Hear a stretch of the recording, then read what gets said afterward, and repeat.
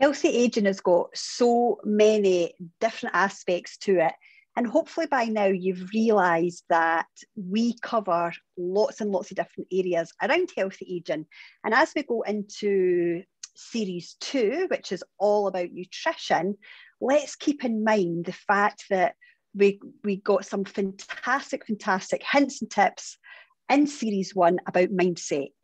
But interestingly, all our guests also had something to say about nutrition or about exercise or about skincare, you know. So let's just remember that although we are having these different topics, they definitely do have a holistic approach.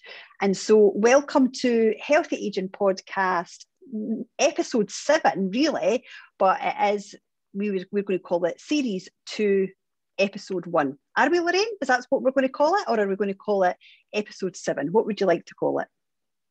Well, I don't know. I love how we just like make these decisions on a whim as we go, like live and speaking to everybody else. I think the original plan was always to do it in series, wasn't it? So let's stick with that. Series 2, episode 1. Brilliant. We're normally quite organised people as well, aren't we? yeah, we are. But yeah, one of these things that, and this advice has been given to us a few times actually over the last few weeks, that sometimes you've just got to start something and just go for it, and that's what we've done here. So yeah. Brilliant. So we are now going to talk about nutrition, and I am super excited about this subject. It's really funny because I think every week we use the word super excited, really excited. We do. You've got your happy top on as well, so you've came prepared. Yeah. But no, this is, I love mindset. I probably spend a huge portion of my time working on mindset, but nutrition is an area where I think there are so many different opinions, there's so many different scientific studies, there's so many, it's just so vast. Whereas mindset, yes, people have got different views on it, but it really does, it's all very similar in the fact of whatever you put into your mind, how you feed your mind, as long as you're being a good person, a kind person, all of those things, they're all very similar. And we heard that with our guests as well. There was a similar theme throughout the 6 weeks, whereas nutrition, oh my gosh, where do you even start with it? Yeah. I mean, it's just, you know, so where do we start with, Lorraine? Well, I think that's a really good starting point. The fact is, like, where do you start? If you are looking to make some new changes in your diet, or you realise that the way that you're eating isn't serving you well, or, you know, you get some information somewhere and you think, oh, do you know, I've never thought of it that way. Like, where do you start? There is so much information out there. It can be overwhelming, I think, for people if, you know, they don't know what approach they want to take. And when I say people, I am absolutely talking about myself. So I am probably someone that has had a lot of different approaches to, I'm going to say diet, because that's what it was always about. It was about weight loss. It was about, you know, losing weight. That's what it was. Eating was always about for me. And I think over the last few years, I have learned so much about nutrition and make it about feeding your body, make it about so many other things, nourishing your body, as opposed to just simple, how do I lose weight? So that's kind of, I suppose, nutrition to you know, a lot of people will be about weight loss. Yeah. I know for you not, but for a lot of people I think it will be, and I think it can be super overwhelming. So I hope, and I know that the conversations that we're going to have and the people that we're going to speak to in this area will help to just cut through some of that stuff. And just as we've found with mindset, some of the practical tips that we had from guests, they were so helpful, and stuff that people can go and implement. And I'm hopeful that the nutrition talks will be the same, and we'll be able to leave this series helping people that are finding it overwhelming. Yeah, and I think you've covered a thing there, that the first thing that people must start with is, what are they looking to achieve? You know, so like straight away, you're talking about nutrition from a weight loss point of view. I always look at nutrition from a health point of view, and it's very, very different. And I will probably upset some people with my opinions and views on this subject, because I do have quite strong opinions on it. And they're nowhere near as strong as they used to be. Like, I have really relaxed around it, but I used to have a lot of strong opinions about it. And it would actually be around the diet industry. Now, that might be the fact that I am one of these people where I can eat what I want and I don't put on weight. However, I'm going to ask people that are listening, how much of that is a mindset? I've always believed that. Like, I've always believed it. So how can I eat the exact same calories as you, Lorraine, and I don't put on weight, but you do? Is it metabolism? Is it how our genes are made up? Is it mindset? Like, what is it? And I don't think we have a clear answer to that. So the biggest thing is, first of all, deciding, right, what do you want to achieve? And then start to really assess your body, because my body is completely different from your body. So my body might tolerate gluten, yours might not. My body might tolerate dairy, yours might not. And so it goes on, it's all these different things. And Dan McCormick spoke on last week's podcast about the book Eat Right for Your Type. I don't know if you remember him mentioning that, but yeah. I remember that book. I remember buying that book. And I am O positive. And one of the biggest things with an O positive person is that you eat meat. I'm a non-meat eater. So, I'm reading this book going, oh, isn't this fascinating? But my body feels so much better when I do not put meat into it. So much better. So I choose not to do it. And I'm always asked, why don't you eat meat, Susie? Is it because of the animals? Is it because of, I get asked. And the bottom line is, my body feels better without it. I don't enjoy the taste of it.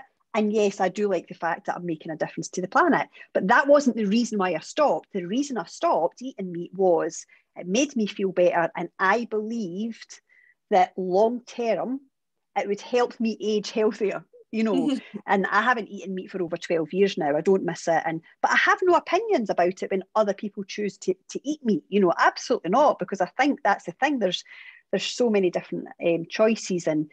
And being in the CrossFit world as well, that's always a really interesting subject, because a lot of CrossFitters are so focused on you must eat meat to build your protein and to build your muscle mass. And then you speak to some real athletes, like at the top level of their game, who are vegetarian and manage perfectly well, so much to cover. So let's start a little bit with the diet market, if you're happy to do that. I know that we're talking about healthy aging, but again, I just think it is important, because I'll just say right up front that the biggest thing that I'm against, or that I don't like within the diet industry, is that word low fat. Yep. Because anything that says low fat has got something in it, which is to replace something else. And the something that's in it is a chemical, which is not that good for you. And my mum used to say it a lot. She would always say, Susie, have you always noticed the people that drink Diet Coke are the ones that are most overweight? She's like, the diet industry came around and all of a sudden we had obesity. I don't think they had obesity before the diet industry arrived, And so it's looking at the chemicals that you're putting into the body, because it has the word low fat or diet on the label. What is that doing to your body? And I personally don't think it's doing the body very good. And it's why I'm very big on clean eating. Listen, I eat cakes. My gosh, I love my cakes. And of course, the sugar that's in the cake's not good for us either. So that's where I've learned to be a little bit more relaxed on my opinions, because I have these opinions, but I don't always see them through myself. So tell us about your struggles and what's worked for you, Lorraine, and what hasn't worked for you. So I think my first kind of exposure to the diet industry, if you like, was, let me think how many years ago, like maybe 20 years ago. So I was always, I'm a person, I carry weight in the bottom half of my body. So I used to be like a size 8 on top, but if I was a size 8 on top, I'd always be like a size at least 10 on the bottom. So I've always had that like wee bit of out of proportion. And that was before it was like super cool to be like JLo or Kardashian and have the big bum. So it was like, now I'd be goodness knows what I could be doing with myself if it was in this day and age.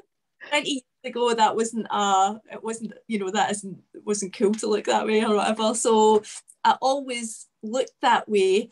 And I think because I wasn't in proportion, that always made me feel heavy, even though literally, I had a absolutely flat stomach. I was tiny on the top, but just because of that kind of that imbalance, it made me so aware of it. So I was always pretty small. And then when I met my husband, I got into that love bubble that happens where you just like spend all your time sitting in, eating, and just like we'd have our dinner and then we'd have like a supper, and like I just tried to eat the way that he eats. And I've spoken about this before, he is naturally a really slim person. His family are all slim, and he works in a manual job, so he burns a lot of calories in the day. So I sat at a desk and I tried to keep up with the way that he ate. So I gained about 3 stone. And that was the first time I was like, right, okay, I need to go and do something about this. Now, at that time, you went to Weight Watchers. That's what you did. The internet, it was a thing. I'm not that old, but it wasn't what it is now, where you can just access scientific information or, really in-depth information about nutrition at a touch of a finger. So you went to Weight Watchers. So that's what I did. And I did lose the 3 stone. It took over a year, so it was like a healthy way to lose weight as such. It wasn't like a 12-week transformation or something. And I actually kept that weight off. So that was until I had probably my first son. So that would be like for about 10 years. I was just the same, perfectly happy. Then I had my first son, sorry. And again, I actually was thinner than I'd ever been after I had him. So it just then crept back on over the years. And then by the time I felt like, okay, I need to look at my weight again, at that point, I mean, there was like a ton of different things that you could do. You could do clean eating, you could go back to Weight Watchers, you could do it, like just a ton of different ways that you could do it. And every single time you thought you found a way, you would then find something that totally conflicted that opinion. So it then became overwhelming. And actually what I did was, Susie will not be surprised by this at all, but analysis paralysis, where I read so much information and I knew I could tell you like the origins and the workings of every diet that ever was, because I'd read about them all. I'd do them all for 2 days and then be like, oh no, I don't like this one, I'm going to like do this, I'm going to do that. And as that was happening, I was putting more and more weight on. So actually now, so there's a whole gap in between there where I did lose weight again, then I had my second son. My life changed hugely when I had my second son, and all different factors came in. Stress for the first time, really living with a stressful situation, not my gorgeous child, but just like a second, just having a second child, all the kind of demands that brings with it. My work life wasn't happy, like there was just so many things. So I started living with stress in my life. And now I know that if you're living that way, it's actually very, very difficult to lose weight no matter what you do, if you have that kind of stress in your life. So he's 5 now, and I would say probably for the past 4 years, I have just stayed at the same weight, and I feel as if I've just been dieting the whole 4 years. Because really? I haven't found the thing that I commit to. It's 100% about me. However, the information that I'm reading now, actually it's not all about me. Okay, yeah, I make a choice what gets picked up and put into my mouth. However, like how food is marketed, how the diet industry is marketed to us, how what's actually in some of the foods that we eat makes us want to go back and eat that food again 2 hours later. There is actually so many other factors to consider, and beating yourself up about the fact that you can't stick to a diet is like probably the worst thing that you can do, because what do you turn to if you need a wee bit of comfort or a wee bit of, you know, help with that? You turn back to food. So I am very excited about this Healthy Aging podcast, and one is because, you know, I want to make good nutritional choices that benefit my health, not just to lose weight. I know that'll be a byproduct once I like consistently make those choices, but yeah, that's kind of where I'm at with it. I remember years ago, I was a smoker, long time ago, and my husband Chris has never been a smoker. He's like you though, Lorraine. He's the yo-yo dieter, you know.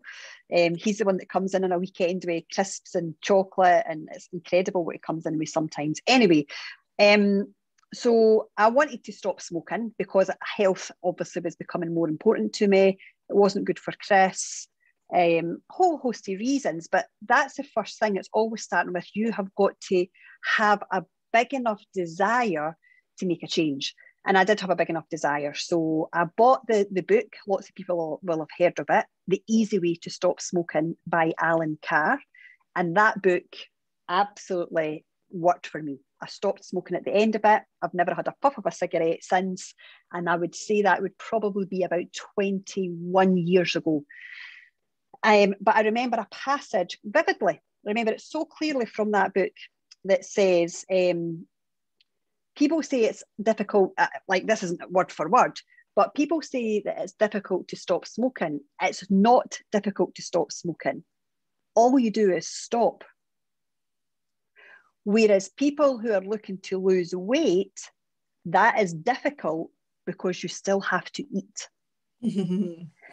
And I was like, wow, that is so interesting. You know, it's like, so, and any time I craved a cigarette, I just would think, well, you just had to stop. You don't have to go through any of these challenges and, like what you're saying, this beating yourself up and stuff that you put yourself through because you're looking to lose weight. You don't have to do any of that when it comes to like stopping smoking. And so, yeah, I just thought I would share that because it is an interesting one. I can imagine it must be so challenging for people that are looking to lose weight, you know. And I do remember again one time in my life where I've always been around the 9 stone mark. That's where I've always been. And I'm an ex-military girl. I left the military. I was used to working out a lot, and I stopped working out because I didn't need to anymore. So I'm like, woohoo, I don't need to, I'm not going to. And I went to work one day, and the gentleman, Mike, that I spoke about before, that had the big hearty laugh, Mike was overweight and he was looking to lose weight, and he wanted to go to the gym, but he was embarrassed about going because he was overweight. And I said to him, I'll go with you. Why don't you and I go? I'll help you. And he was like, right, well, that would be great. And I said, before we go, let's stand on the scales and see what we weigh so that at least we know what it is that you are working towards. And he was like, okay, Susie. We went on the scales. I was 11 stone. I'm like, how did that happen?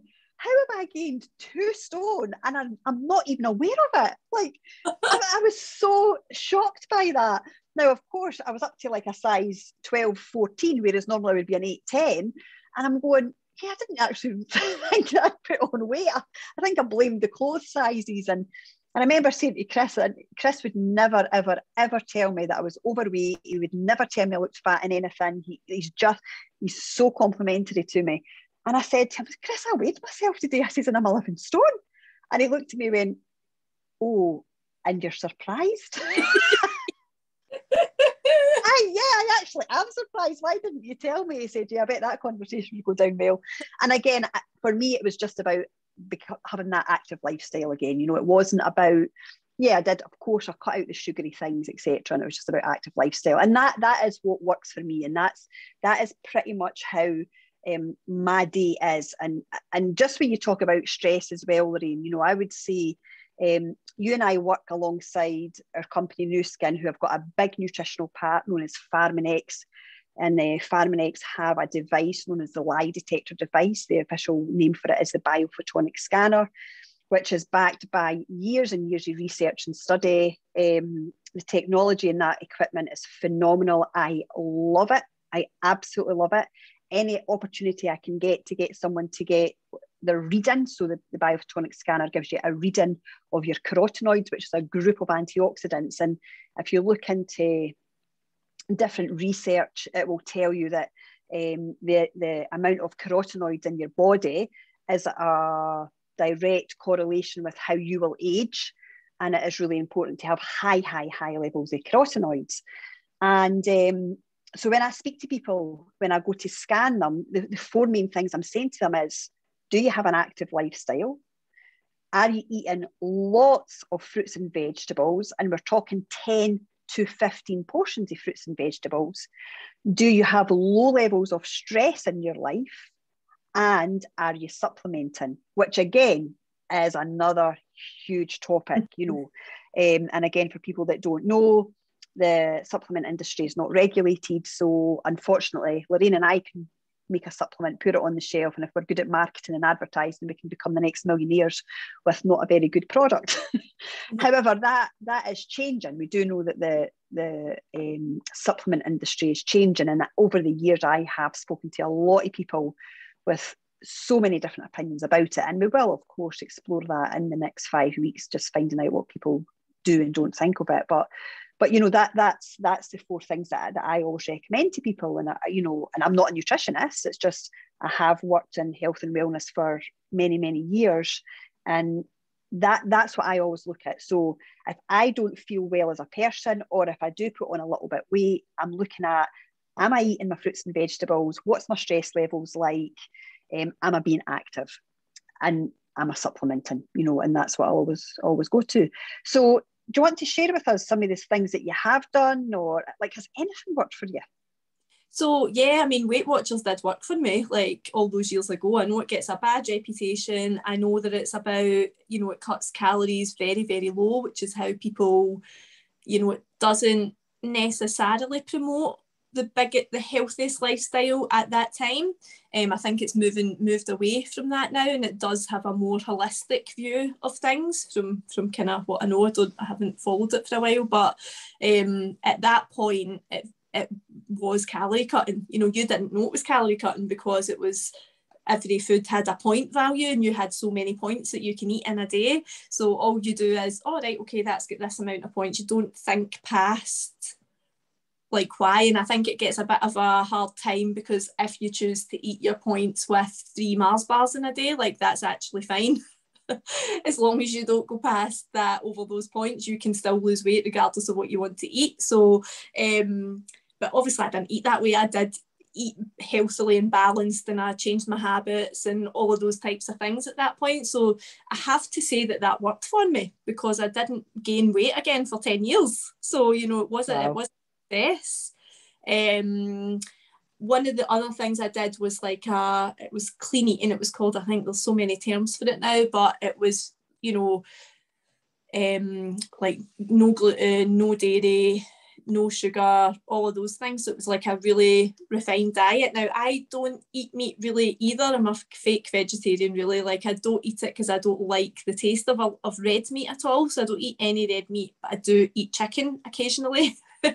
So I would never choose a meat dish if I was out eating somewhere, but if I cook chicken at home, I'll eat it. And this diet was very much, it was high protein. So I was literally eating chicken like 3 times a day. And I did lose weight, and actually my body shape changed because I introduced strength training at that time, as well as that really clean diet. So that did work. And then since then, but that wasn't sustainable for me, obviously, like over any length of time. So it was like a 12-week program. I did have success over those 12 weeks, but it wasn't sustainable once I went back to eating properly. Now, interestingly, I know you said that you can eat whatever you want and you don't gain weight, but the choices you make are very good.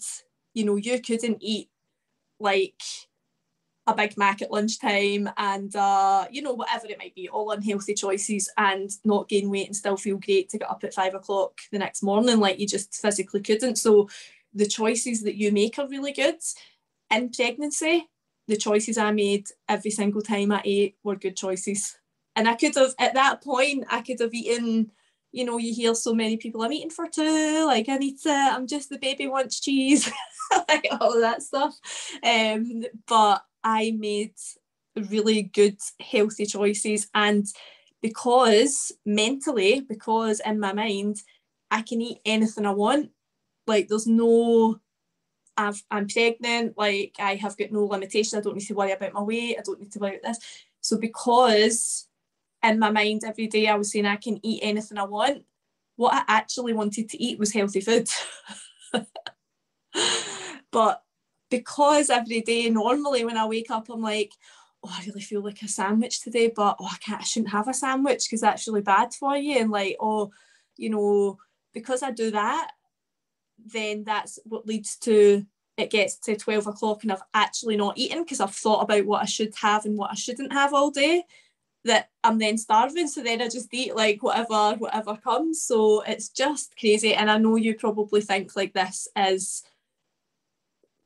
actually crazy because you don't think that way, but I am sure there will be other people that will resonate with that kind of thinking when, you know, food has been demonized almost. So that is probably the one thing about following a diet, or one of the kind of diet clubs, is that they do split food into good food and bad food.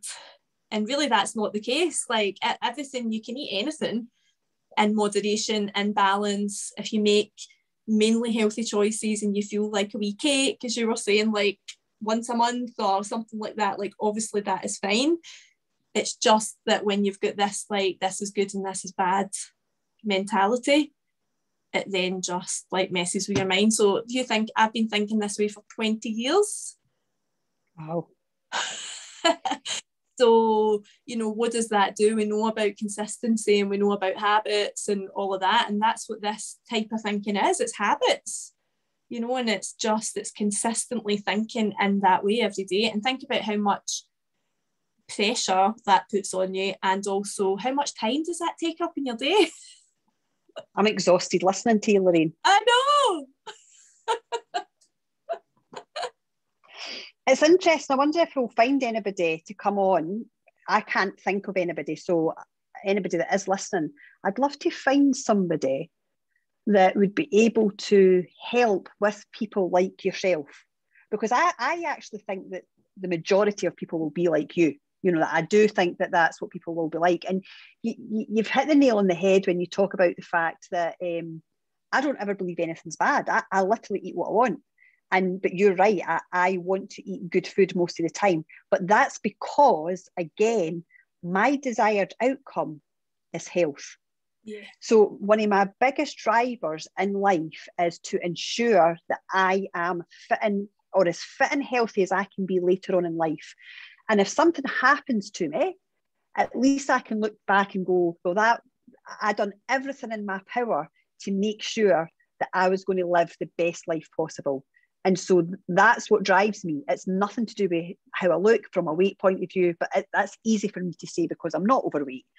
You know, it's not, but it's not my driver. My driver is 100%. And I think that's why nutrition is so varied. It is so big. It's like, what is your driver and what is your why? You and I both know a girl that we love dearly who is overweight, and she promotes loads and loads and loads on the health side of our business. And I said to her one day, I said, you talk about this all the time, yet you're overweight. Why don't you do anything for you? And she's like, yeah, because it's not that important to me. Mm-hmm. So she's driven by helping other people, but she's not yet driven by helping herself. So because she's not driven by that, she's never going to make those choices. Yeah. Because she has no reason to change it. And I've said to her, my fear for her is that she becomes unwell. You know, she's making such bad choices that she becomes unwell. And that is then when she'll change. And she said, that's probably what will happen, Susie. The thing is, though, but if she doesn't feel that way, I do think a lot of this is like, how do you, I mean, it's probably not a lot of this, because obviously if you are, you know, your body it needs certain things to perform at a even basic level, you know, all of those. But if your mindset is that I can continue to eat this way, you know, I think there is a part of that as well. However, I'm not of that mindset. you know, I think we've spoken about this before, like I in my early 40s, I've got 2 young kids, and it's now really, really apparent to me that if I want to be a granny, if I want to be like active and, you know, help them bring up their families, all those things, I need to take action at this moment in time and start changing things, because it's not healthy, it's not a healthy mindset to be living with, and it's also not optimal for my body. So, you know, that is, so for me now, that is a priority. You know, and I think I've been all the way around it with, well, no matter how you lose weight, weight loss is going to benefit your body, regardless of how you do it. But, you know, I just want to be, even if it took me 2 years to lose the weight, everything I was doing was healthy, and I felt like, okay, I've nourished my body today, I've done the right things. That is, for me, having that mindset now is more important. Absolutely. And I'm going to go back to CrossFit as well, because it's one of the biggest things that CrossFit is about. And people maybe don't know a lot about CrossFit, but CrossFit is functional fitness. It's about making your body move in a certain way that when you are 70, you can still play with the grandchildren. And, you know, we do have a couple at our CrossFit gym who are in their 70s, and incredible, absolutely incredible. You know, the female is probably bench pressing more than I can, you know. It's just it's so, and that's what I aspire to be like constantly. I'm always looking at those people, I'm like, wow, that's who I want to be when I'm 70 or 80 or 90. And that's why I have that desire for the choices that I make. And the other thing that I do is often, like, it sounds like I'm not fanatical about it either, but if I do pick up, if I've went through a couple of days of not eating well and I'm looking to change it, I can pick up the cake and I can look at it and go, right, do you want short-term gain or was it short-term pleasure, which won't give you long-term gain? Yeah. Like, and it's just not that important to me. I'm like, no, I'd rather go and get my raw carrot. Yum. And I just would, I would just, and the other thing that happens is when your body becomes so used to nutrients, you crave them. Yeah. So when I have 1 or 2 bad days, Christmas time, like, honestly, you have your Christmas dinner. I still eat normally at Christmas. I don't fill my face with chocolate and this. I just don't do it because I hate how it makes me feel. And I don't want to feel like that. I don't know when my days comes when it gets taken away from me. So it's like waking up every morning thinking, if this was your last day, how would you want it to be? How would you want to eat? And I wouldn't want to eat cakes. I would want to eat nutrition food because it makes me feel amazing. Yeah. So, and that's what I love. And I love the fact that, you know, when we were going to do this podcast, we spoke about, okay, but we're not experts in any of this stuff. Like, should we actually go and speak about it? Like, we've just got opinions, we've just got experience. Like, should we speak about it? But do you know what, Susie? You live your life that way. You know, there'll be people out there who sell programs to people who go on the internet and speak about this because they've got like a qualification attached to their name that speak about all this stuff, but they don't live that way. And that is what I love about what we bring here, is because we are here to talk about how we live day to day, like the experiences that gives us, and then also the knowledge that we have from want to make a change, or, you know, where it comes from, the fact that you are just so determined to make those choices every day. And you know something as well, it's like I think we need to get Peggy Crock onto one of our podcasts. So Peggy is someone that you and I work with. She is a nutritionist, and I love her knowledge as well. And she's someone I want to get on to talk about our device, the Biophotonic Scanner. I wish everybody on this podcast can find a scanner operator, get themselves scanned, get their starting score, and use that as a driver to absolutely improve their carotenoid levels, whether that be that they change their nutritional intake, whether it be their lifestyle, whatever it is for them. But that would be something. But for years, as I've said, I've walked around with that device, and I've taken it into corporate companies, I've taken it into gymnasiums, I've taken it into sports clubs, I've taken it into schools, I've taken it to so many places. And I hope this makes sense to people, and we'll put something in the show notes that you can go and look at it. But basically, I'm going to explain it in layman's terms.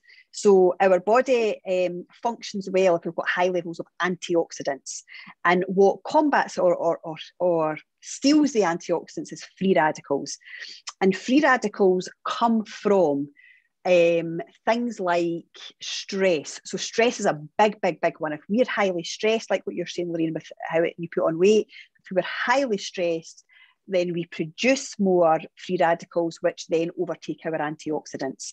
And other things with free radical damage would be things like sun exposure, pollution, radiation, etc., etc. Whereas our antioxidants come from fruits and veg, and good quality supplements, high quality supplements that don't have contaminants in them. You know, so many companies are producing supplements filled with contaminants. People have no idea because the companies don't have testing equipment to check the quality of that supplement.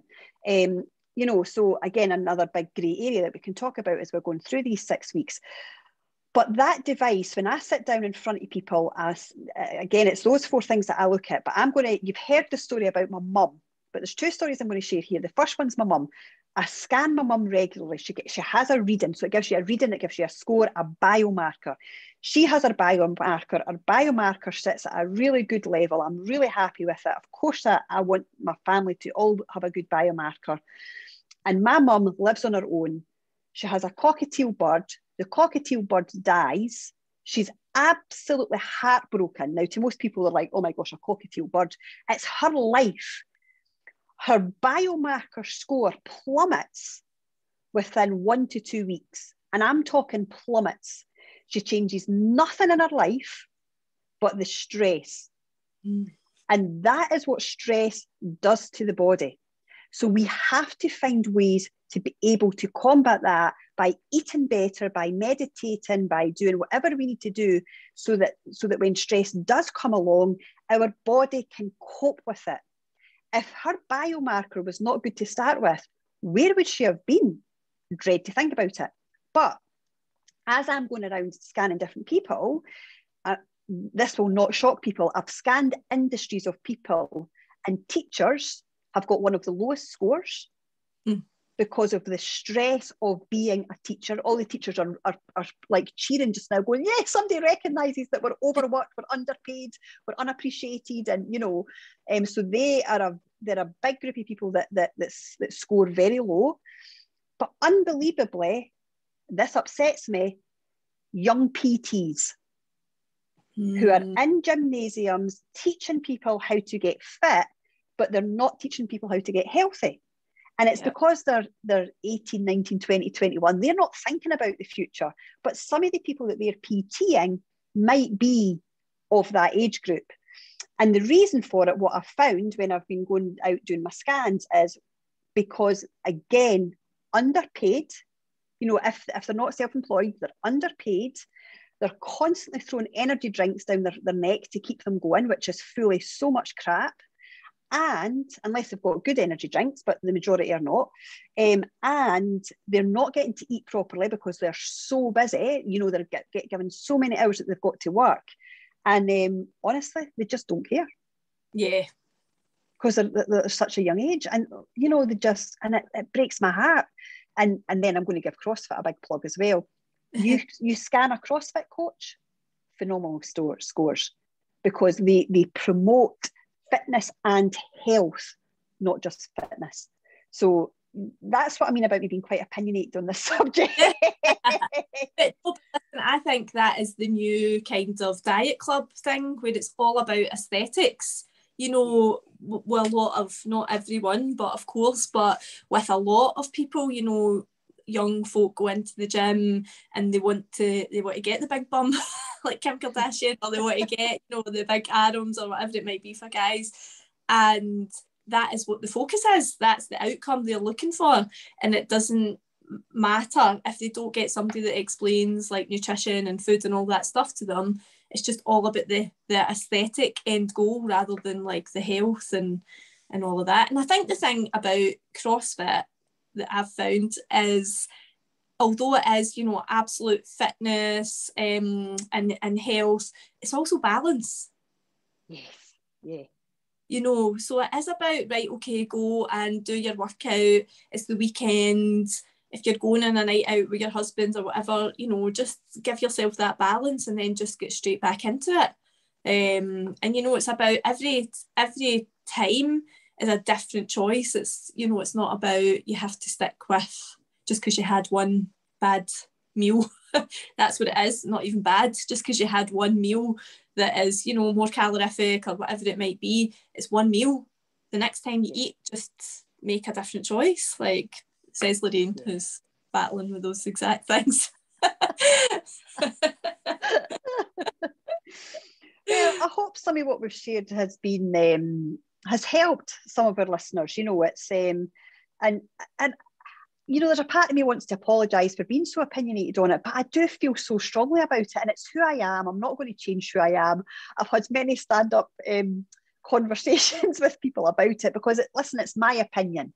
And I'm not saying that it's accurate all the time, but it is my opinion. And I'm not saying that every young PT out there does that. And I know that we've got a young PT that we're going to be interviewing in the fitness area when we come to that. And he certainly isn't like that. And we actually scored him. And he is the guy that got me into Wim Hof, actually. He's like, Susie, if you're promoting healthy aging, you've got to be doing the cold therapy, you know. So that, and there is definitely a change. But when you see so much illness in the world, we have to start looking at ourselves. We can't be blaming NHS. We can't be blaming the medical profession. They are there to cure us the best they can, but we have to take responsibility as much as we can to not allow ourselves to get into that position that we don't need to go to NHS, you know. And wouldn't that be lovely? That would just be amazing. So, I'm looking forward to the next 5 weeks and our guests. And anything that you want to finish with, Lorraine? Just very quickly. So obviously I've said I'm an avid gatherer of information, and I listened to a podcast. It was Dr. Lisa Moscone. So she is an expert in female brain health, and it's all about preventing dementia in later years. So double the amount of women end up with dementia than men do. So there's a whole reason behind that. It's definitely not for this podcast. However, I bought her book because I thought I'm really interested in what she had to say. I would never have bought it had I not heard her speak. And the book is, I would say about 50% of the book is about diet. You know, and it's about how we eat and, you know, hormones, how everything we eat affects our hormones, what that then does to our brain. It's absolutely fascinating. So I think it's just really, really interesting that it all comes back to nutrition. Yeah, totally. It really does. I'm just thinking about some of our guest speakers that we've got coming on and how they can really relate to this. I'm thinking of some past experiences as well. I don't know if you heard of the book Grain Brain. No. Oh, you better put that one on your list, Lorraine. Here's my pen. So Grain Brain is very much around dementia, Alzheimer's, etc. And it's the research and study that's been done around the grain and how it affects our brain. And it's unbelievable. But again, what I want to really, this is something I'm very passionate about. Everybody's brain's different.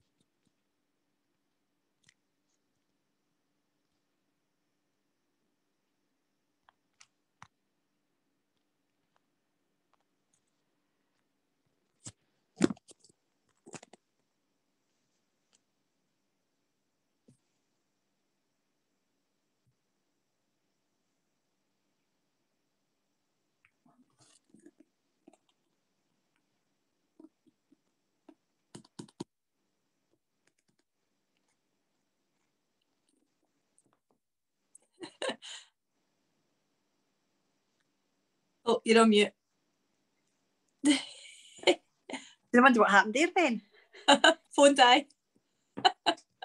I know, I thought I was going to leave and then I thought I'll stay on just in case it's easier to cut from one big recording rather than try and merge two together. Right there, I didn't even notice it. That's so funny. I didn't think Zoom took up that much of your battery. I can be on Zoom all day on my phone. Not all day, but like on a Monday I'm on for like a good 3-4 hours and I never even noticed that my battery's down. So sorry, that was duff information from me. Probably a sign for the universe going, shut up, Susie. Not at all. I know it's been a long one, hasn't it? Well, I've still got hundreds I want to see. Oh. Oh my gosh. I know. So where was I talking? What I didn't even know what I was talking. Everyone's brain's different, you were saying. That was your right, okay. So where did I take it from? It's really hard to fucking cut them. Oh, is that? Oh, aye, because you've got to get it exactly. Do you want to start that bit again about the grain brain book? What did I say? Do you remember? So you just said about, have you read the book? That makes me think of the book Grain Brain. Right, I'll do that then. Oh, cool. Start from there. Well, Lorraine, that makes me think of the book Grain Brain. Have you heard of that one? I've actually not, no. Oh, get that on your list. On the list as we speak. So Grain Brain is all about how the grain affects the brain. And again, it's to do with your Alzheimer's and your dementia and all of that. And the studies and research that have been done on it. And I just want to go back to what I said at the beginning of the podcast, though. We are all different. And so one person, just like what you said at the beginning, all this conflicting advice, one person that says, well, if you eat too much grains, it's going to have this effect on your body. But actually, is that the case? I don't know. I'm not a scientist. I'm not a nutritionist. But is that the case? Because the people that have done studies on, their genetics are different from mine, from yours. And so, again, I do think it's really important to listen to your body and find what does and doesn't work for you. I mean, I don't know a lot about kinesiologists, but I know that kinesiologists they're therapists that can help you to determine what foods are good for you, what foods are good for your body. The same with all these different testings that are available as well for that. And we can explore that as we go through the podcast as well. But I mean, honestly, I've got another 20 things I want to talk about and we really can't, because people will be like, I want to go and get on with my shopping, or I want to go and get a cake, or... You've made me hungry. Because the other big thing there's two big things I want to speak about, and we can talk about it through the podcast, is fasting. Yeah.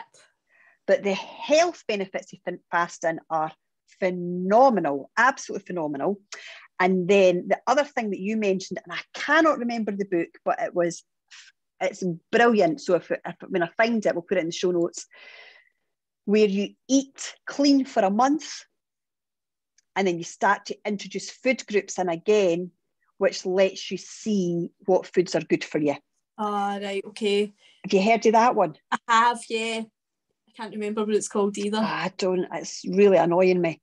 It's like Eat Right for Your Type, but it's not that. It's just I can see it as well. Oh, the Whole 30. There it is. Yes. Hey. The Whole 30.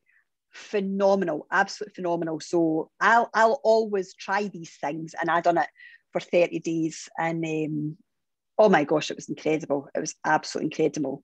How I felt, how I looked, all of it.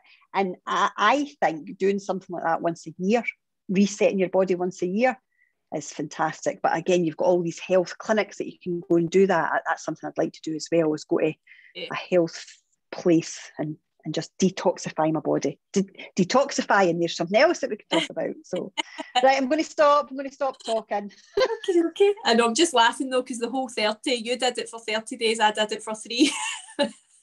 That says a lot about us, doesn't it?